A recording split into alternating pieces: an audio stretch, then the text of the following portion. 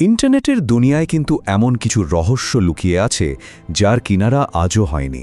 আর সেরকমই একটা রহস্য হল সিকাডা 3301।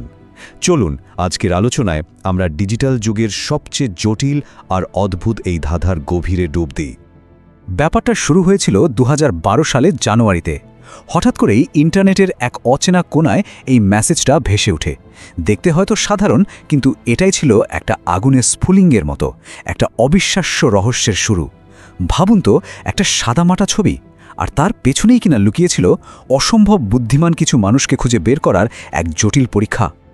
আর এখানেই তো আসল প্রশ্নটা, তাই না? কারা এরা যারা এই বার্তাটা পোস্ট করেছিল? কোনো সরকারি এজেন্সি, নাকি কোনো গোপন সোসাইটি, বা অন্য কেউ? আর সবচেয়ে বড় কথা, তারা ঠিক কি চাইছিল? বিশ্বাস করা কঠিন, কিন্তু এত বড় একটা রহস্যের শুরুটা ছিল কিন্তু একেবারেই সাদামাটা। কোনো হইচই বা ঘোষণা ছাড়াই ইন্টারনেটে শুধু একটা ছবি ছড়িয়ে পড়েছিল। ছবিটা ছিল একটা ঝিঝি পোকার, মানে সিকাডার, আর সাথে লেখা ছিল শুধু একটা সংখ্যা 300-301, ব্যাস, আর কিছু না। বেশিরভাগ লোকই তো এটাকে পাত্তা দেয়নি, ভেবেছিল সাধারণ কোনো ইন্টারনেট স্প্যাম। কিন্তু অল্প কয়েকজন ছিল যাদের কৌতূহল জেগে ওঠে।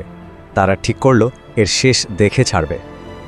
আর যারা এই ছবির রহস্য সমাধানের কাজে লেগে পড়ল, তারা খুব তাড়াতাড়ি বুঝতে পারল যে এটা কোনো সাধারণ ছবি নয়। এটা ছিল একটা ডিজিটাল র্যাবিট হোলের দরজা খোলার মতো। মানে একবার ঢুকলে আরও গভীরে যেতে হয়, এমন এক জগৎ যা তাদের নিয়ে গেল ক্রিপ্টোগ্রাফি আর কোড ব্রেকিংয়ের এক আশ্চর্য দুনিয়ায়। তো এই ধাঁধার প্রথম ধাপটা পার করতে হলে একটা বিশেষ জিনিস জানতে হতো, যার নাম স্টেগানোগ্রাফি। সহজ কথায় বললে এটা হলো একটা ফাইল বা ছবির ভেতরে আর একটা ফাইল বা মেসেজ লুকিয়ে রাখার একটা কৌশল। মানে যা চোখে দেখা যাচ্ছে তার আড়ালেও কিছু একটা আছে। আর ঠিক তাই, যারা একটু মাথা খাটিয়েছিল তারা ওই ঝিঝি পোকার ছবিটাকে একটা সাধারণ টেক্সট এডিটর দিয়ে খোলে, আর খুলতেই বুম, ছবির পিক্সেলের আড়ালে লুকিয়ে থাকা একটা মেসেজ বেরিয়ে এলো। এটাই ছিল প্রথম ক্লু। এখান থেকেই আসল খেলা শুরু। তবে ভাববেন না এখানেই শেষ। ওই লুকানো মেসেজটা নিজেই ছিল আর একটা নতুন পাজল, আর এই পাজলটার সমাধানকারীদের টেনে নিয়ে গেল ক্লাসিক সাহিত্যের জগতে।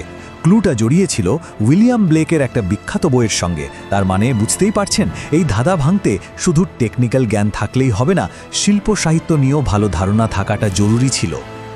ধাঁধাটা যত এগোতে থাকলো ততই জটিল হতে শুরু করলো। আর ঠিক তখনই একটা অবিশ্বাস্য ব্যাপার ঘটল। এই খোঁজ আর শুধু ইন্টারনেটে আটকে থাকলো না, এবার সমাধানকারীদের কম্পিউটার ছেড়ে বাস্তব দুনিয়ায় নেমে আসতে হলো। আর এতেই পুরো রহস্যটা একটা অন্য লেভেলে চলে গেল। একবার শুধু ধাপগুলো ভাবুন।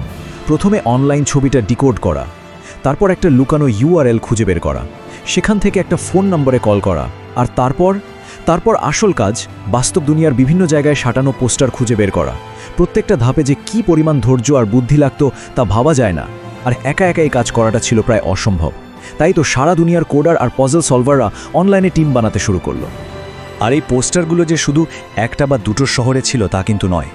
পোল্যান্ডের ওয়ার্সো, দক্ষিণ কোরিয়ার সিউল, ফ্রান্সের প্যারিস, এমনকি অস্ট্রেলিয়ার সিডনি, সারা দুনিয়ার বড় বড় সব শহরে এই পোস্টারগুলো পাওয়া যাচ্ছিল। এটা থেকেই পরিষ্কার বোঝা যায় এর পেছনে যারা ছিল তাদের নেটওয়ার্কটা ছিল বিশাল, একেবারে গ্লোবাল। তো এত বড়, এত গোছানো একটা আয়োজন দেখে সবার মনে একটাই প্রশ্ন ঘুরপাক খেতে শুরু করলো, কারা এরা? কারা আছে এর পেছনে? আর কী বা চায় তারা? এই প্রশ্নগুলো থেকেই জন্ম নিল নানা রকম থিওরি আর জল্পনা। থিওরিও কিন্তু কম আসেনি। সবচেয়ে জনপ্রিয় থিওরিটা ছিল এটা হয়তো CIA বা MI6 এর মতো কোনো বড় সরকারি এজেন্সির নিয়োগ পরীক্ষা, কারণ ধাঁধার জটিলতা আর গ্লোবাল নেটওয়ার্ক দুটোই সেদিকেই ইঙ্গিত দিচ্ছিল।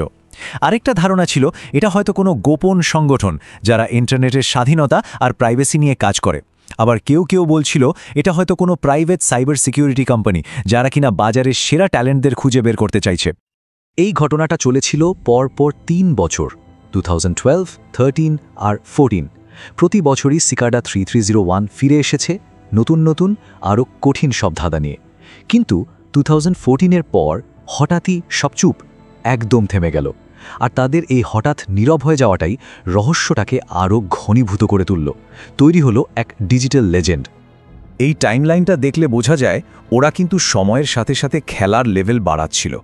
2012 আর 13 পাজলগুলো তাও অনেকে মিলে সমাধান করতে পেরেছিল, কিন্তু 2014 সালে ওরা যা নিয়ে এলো তা ছিল অবিশ্বাস্য। একটা গোটা বই, নাম লিবার প্রাইমাস, আর সেটা লেখা ছিল সিকাডার নিজেদের তৈরি করা সাংকেতিক ভাষায়। ভাবা যায়, বইটা এতটাই কঠিন যে আজ পর্যন্ত এর মাত্র কয়েকটা পাতার মানে বের করা গেছে। এটা থেকেই বোঝা যায় এই গ্রুপের বুদ্ধিমত্তা ঠিক কোন পর্যায়ের ছিল। এরপর 2016তে একটা শেষ মেসেজ দিয়ে সিকাডা 301 পুরোপুরি গায়েব হয়ে যায়। আচ্ছা, যারা এই কঠিন ধাঁধার একেবারে শেষ পর্যন্ত পৌঁছাতে পেরেছিল তাদের কি হলো? জানা যায় সিকাডা 300 তাদের কাছে একটা মেসেজ পাঠিয়েছিল। সেখানে তারা নিজেদের পরিচয় দিয়েছিল একটা থিঙ্ক ট্যাঙ্ক হিসাবে, মানে একটা গবেষক দল। আর তাদের লক্ষ্য নাকি ছিল স্বাধীনতা, গোপনীয়তা আর নিরাপত্তার মতো আইডিয়াগুলোকে প্রমোট করা। কিন্তু প্রশ্ন হলো, এটাই কি সত্যি? এটাই কি তাদের আসল পরিচয়? এই চার্টটা দেখলে পুরো ব্যাপারটা এক নজরে পরিষ্কার হয়ে যায়। হ্যাঁ, 2012 আর 2013 ধাঁধাগুলো সলভ করা গেছে, এটা ঠিক, কিন্তু কারা ছিল এর পেছনে? তাদের আসল উদ্দেশ্যটাই বা কী ছিল? এইসব প্রশ্নের উত্তর প্রায় কিছুই জানা নেই। আর সত্যি বলতে এটাই হলো সবচেয়ে বড় আক্ষেপ। এতগুলো বছর কেটে গেল, এত বুদ্ধিমান মানুষের পেছনে খাটল, কিন্তু সিকাডা 3301-এর মূল রহস্যের কোনো কিনারা হলো না। কারা তারা? কেন তারা এই অবিশ্বাস্য রকমের জটিল পরীক্ষার আয়োজন করেছিল? কোনো নিশ্চিত উত্তর আজও মেলেনি।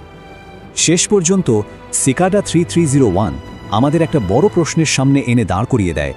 আজকের এই ডিজিটাল যুগে, যেখানে আমাদের সব তথ্যই প্রায় খোলা বইয়ের মতো, সেখানে একটা রহস্যের, একটা গোপনীয়তার আসল উদ্দেশ্য কি হতে পারে? এটা কি শুধু একটা ইন্টেলেকচুয়াল গেম ছিল, নাকি এর পেছনে আরও গভীর কোনো অর্থ লুকিয়ে আছে?